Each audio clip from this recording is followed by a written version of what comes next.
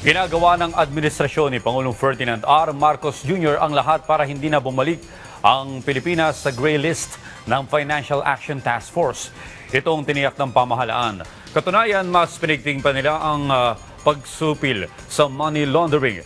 Ang detalye sa report ni Joshua Garcia. Paiigtingin pa ng administrasyon ni Pangulong Ferdinand R. Marcos Jr. ang investigasyon at pagpigil sa money laundering sa bansa. Kabilang dito ang paghabol sa mga nasa likod ng maanomalyang proyekto kontra baha. Ayon sa Malacanang, layon nito maiwasan ang pagkakabalik ng Pilipinas sa Financial Action Task Force Gray List. Listahan ito ng mga bansang talamak ang money laundering o ang paggamit ng pera mula sa iligal na aktibidad.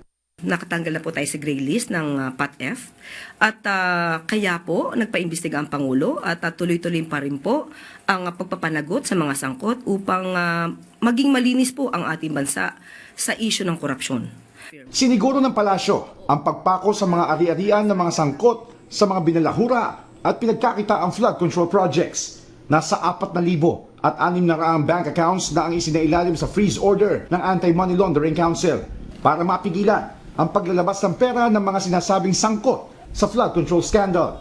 Ang pag-freeze ng assets, importante po yan. At kung meron mang sino mang kinalaman sa mga korupsyon, ay dapat lamang po na ma-freeze ang assets. Refleksyon anya ito ng pagtugon sa korupsyon at salamin sa mga hakbang ng pamahalaan para hindi na mapasama ang bansa sa gray list. Mahalaga ito para mas marami pang negosyante ang mahikayat na mamuhunan sa bansa at makita ang Pilipinas bilang investment hub. Unang-una po, nagsisimula pa lang po tayo. Meron na po mga nakakasuhan at sinabi rin po ng Ombudsman at ng DOJ ay patuloy pa rin po ang pag-iimbestiga. So tingin natin po ay nakikita naman ito para mapatunayan ng bansa sa pamumuno po ni Pangulong Marcos Jr. na sincero po at seryoso ang administrasyon na ito na pugsain ang korupsyon. Sa ngayon ay pinag-aaralan na ng Office of the Executive Secretary ang 125 araw na accomplishment report ng Independent Commission for Infrastructure na inaasahang makatutulong para mabunyag ang iba pang sangkot sa mga ninakaw na pondo sa flood control projects. Joshua Garcia para sa Pambansang TV sa Bagong Pilipinas.